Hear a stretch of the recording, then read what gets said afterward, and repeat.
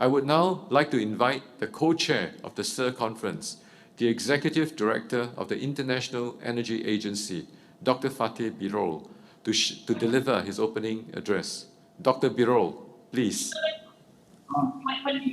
Thank you very much, Minister Tan.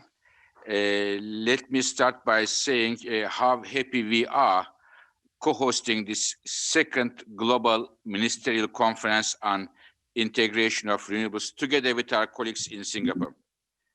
I can tell you, Minister Tan, you deserve the reputation you have as country, a perfect organization, and thanks to your great efforts and your colleagues and the willingness of the ministers, we have some 20 ministers today participating in this meeting from Europe, Africa, Asia, several high-level officials around the world, and the CEOs from some of the world's most important electricity market players.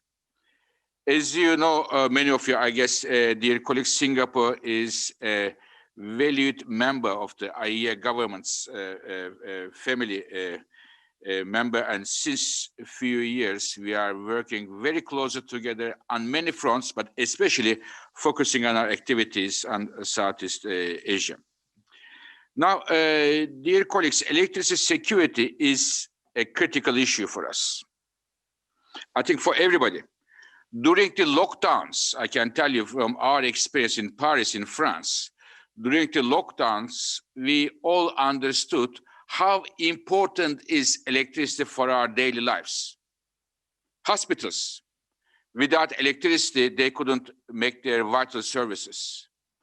Or communication, all depending on the availability of electricity, lighting, and many other things. I think lockdown, COVID, made us understood once again how critical the electricity security is. Now, why IEA is working on electricity security?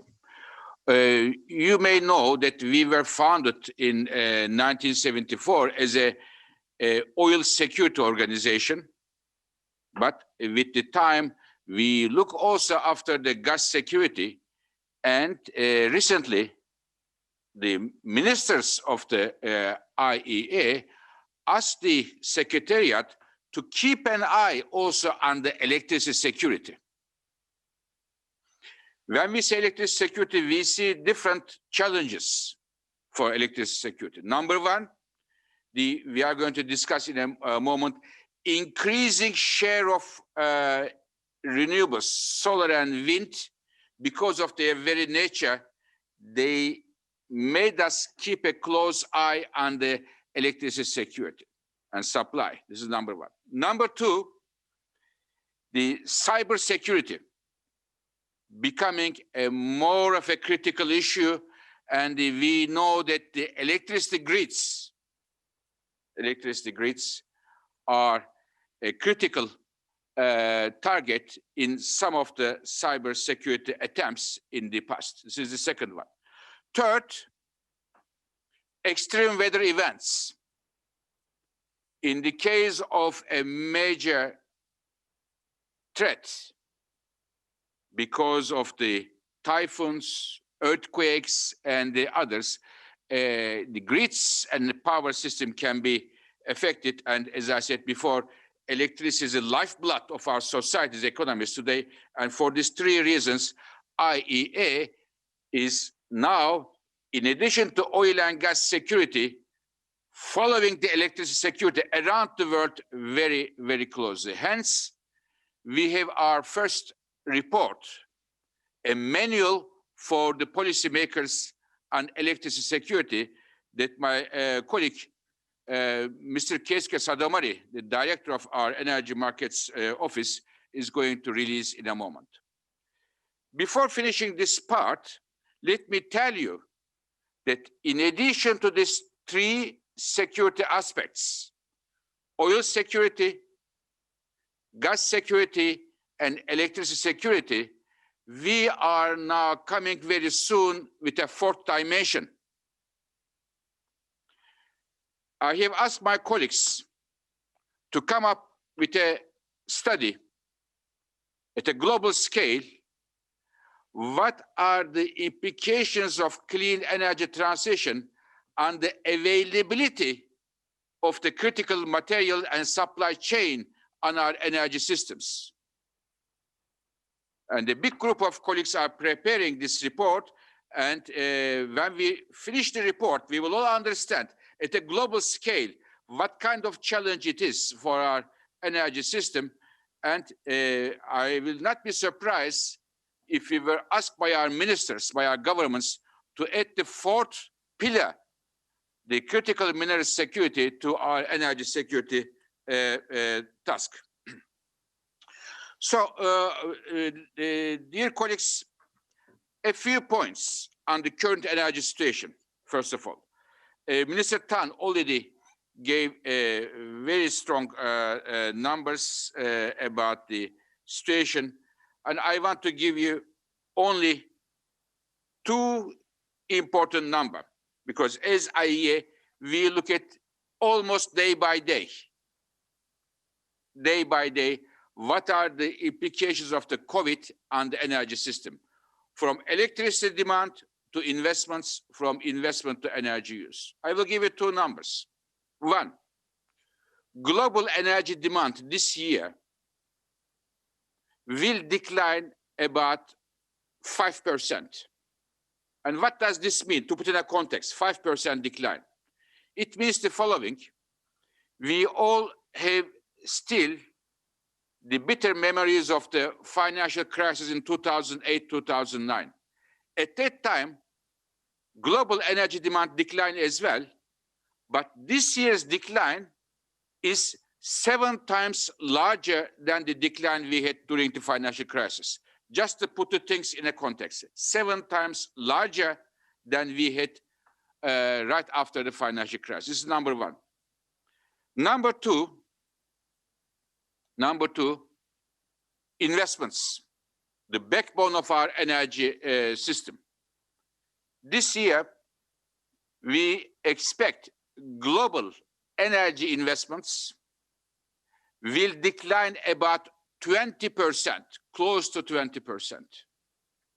Across the energy sector, oil gets a big hit, but it is not the only one. Gas, coal, electricity. The only part we don't see a decline in investment is renewable energies, mainly because they are getting a strong support from governments. The government guarantees are in place. Now, one of the worries I have in all this lack of investment, I have worried for many things, but one of them I wanted to highlight because it is not very well understood how critical it is. It is the lack of investment in the electricity grids. Not having investment in electricity grids is a very bad idea for the integration of renewables and for the security of our energy systems. Weaker electricity grids meaning less resilient energy system. So this is one observation I wanted to bring to you from our work on the current situation. Now, second point I wanted to make is about the Southeast Asia. So as I said in the beginning, Southeast Asia, Singapore, we are doing a lot of work together, from energy efficiency to integration of renewables, from that to gas market reforms. Sometimes some of the observers do not understand the importance of Southeast Asia that the region, in fact, deserves. This is the, if you put it as a region, it is the 4th largest economy in the world. More than 10% of the global population. And when you look at the trends in terms of its share in the global energy demand growth, it has a lion share, very strong growth. And it is the very reason many companies around the world, not only on energy, but it can be automotive, petrochemicals and others, are very keen to work with the Southeast Asian countries, because the growth, economic growth, will come from that very region. But also, the region has, in terms of energy, many challenges. Air quality, a critical challenge. Emissions, CO2 emissions, a critical challenge.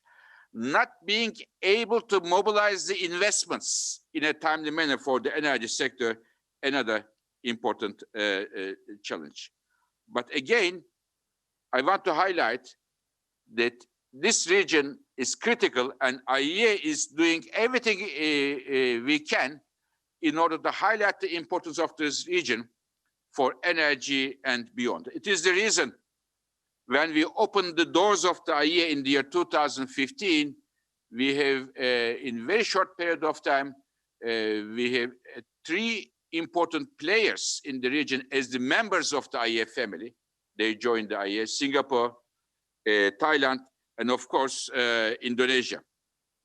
And I am very happy to hear that both the Thailand and Indonesian ministers will be talking us today. And of course, when I said Thailand, I should also congratulate the Mr. Minister with his new role in person here, Mr. Minister, as well as becoming the named as the Deputy Prime Minister. And we are looking forward to work closely with you, Mr. Deputy Prime Minister. And one final point here is the ASEAN. We were very happy that the ASEAN, such a strong organization, named the IEA as a strategic partner. And I am happy to welcome the ASEAN Secretary General to our discussion today. Thank you very much, Mr. Secretary General, joining us. To put in a context, Southeast Asia is very important in terms of energy, in terms of economy, and in terms of, if I may say, from a geopolitical point of view, a very important part of the world. And here, as I said, we work very closely with Singapore on many issues. Once again, many thanks to Minister Tan. Now, finally, dear colleagues, I want to say a few words on the renewable integration. And my colleague, Mr. Sadamori, as I said, give you more insights. But our numbers, we just published the World Energy Outlook, shows that the renewable energies are growing very strongly around the world. United States, Europe, Asia, Africa, everywhere. Mainly because they are becoming cheaper, and many governments give support to them. It can be wind, it can be solar, it can be geothermal, bioenergy, and many different sources. And our numbers show that in the next 10 years, more than 80% of the growth in global electricity demand will be met by the renewable energies. And of course, when I say renewables, we are going to focus now on solar and wind because of their very nature, but we shouldn't forget that the hydropower is still a major contributor to the renewable electricity generation around the world, and by far, it is still the number 1. But coming back to wind and solar, they are growing because they are becoming cheaper, and as such, they are providing a lot of benefits to the society, to the economy. I mentioned the air quality in a few minutes ago. Very good answer to air quality problems, one of the answers. And second, energy security. They are domestic. So this is a very important benefit as well. But in addition to those benefits, among others, their very nature of not always being with us whenever we want, being bound by the weather conditions, makes us think how we can bring them, integrate them in our power systems. This is a major issue, and at the IEA we have 45 years of experience of all the countries of the operating electricity grids. And therefore, we have prepared this report, and you will see that there is a great interest in this issue, but I can assure you, I expect that the interest from governments will grow day by day to this issue. For one good reason, and maybe for a reason that I don't want to see. Good reason is the share of renewables will grow, and governments need to find a balance between supply and demand. And the second reason is some governments who did not take the measures necessarily may well experience some bitter incidents. And this may well be an alarm bell for many of us, but it is better to take the measures in advance without having some bitter experience. It is the reason that we have prepared this report. Now, we think that to make the most out of the renewables goes hand in hand with electricity security, integrating them in the power systems in the right way. And this, what kind of pragmatic, feasible, down-to-earth suggestions that the governments can implement are listed in our report that we are going to share it with you in a few minutes. So, dear ministers, ladies and gentlemen, once again, thank you to all of you from Paris, from IEA headquarters. Electricity security is at the heart of the IEA security work and will be even more important in the future. And I hope you will endorse the findings of our electricity security report, and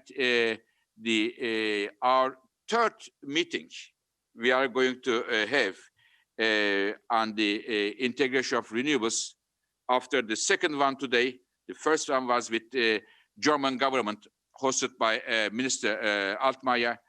And the third one, we will come up with much more countries are interested and putting in place the right measures to make sure that our electricity system is secure. And IEA will be definitely with you and with your colleagues during this journey. Now, with this, once again, many thanks to Minister Tan and his colleagues for organizing this extremely impressive event. And it is my pleasure to introduce Minister of Energy and Deputy Prime Minister of Thailand to provide his keynote address. Deputy Prime Minister, the floor is yours.